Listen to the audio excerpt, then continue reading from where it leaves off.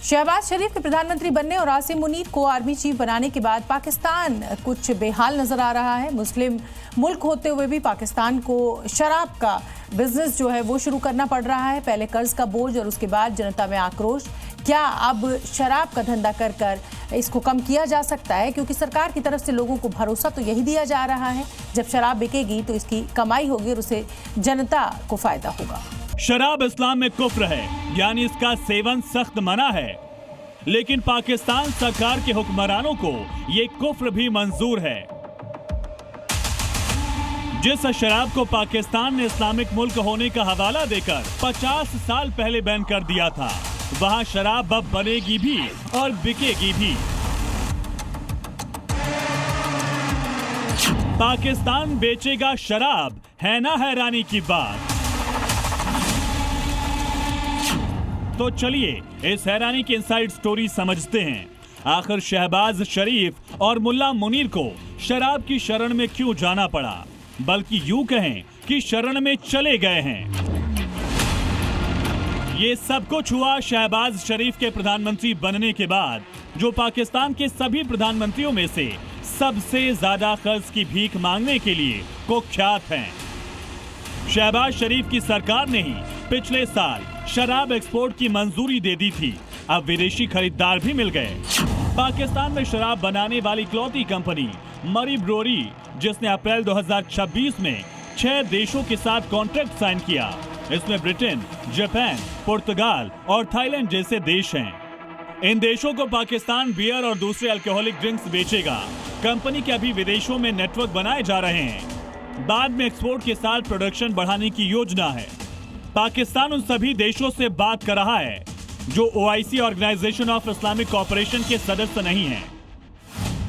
पाकिस्तान की इकलौती beverage company मरी ब्रोरी अंग्रेजों के शासन के दौरान बनी थी। पहले उनके लिए शराब बनाती थी।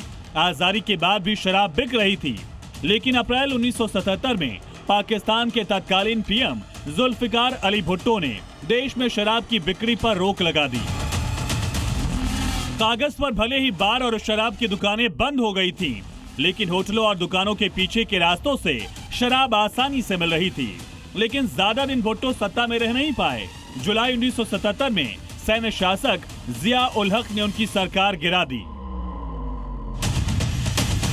जिया ने सत्ता में आने के बाद इस कानून को और सख्त कर दिया। इसे इस्लामी कानून से जोड़ दिया। इसमें साफ कहा गया, मुसलमानों के लिए शराब बेचना और पीना गैर कानूनी है, इसके लिए कड़ी सजा होगी। यह आपके जहन में सवाल आ रहा होगा कि क्या पाकिस्तान में लोग शराब बेचते नहीं, क्या पाकिस्तानी शराब नहीं पीते? तो जवाब है हाँ, खूब बिकती है और लोग छक कर पीते हैं। लेकिन कैसे? इसमें भी पाकिस्तानी बड़े उस्ताद हैं।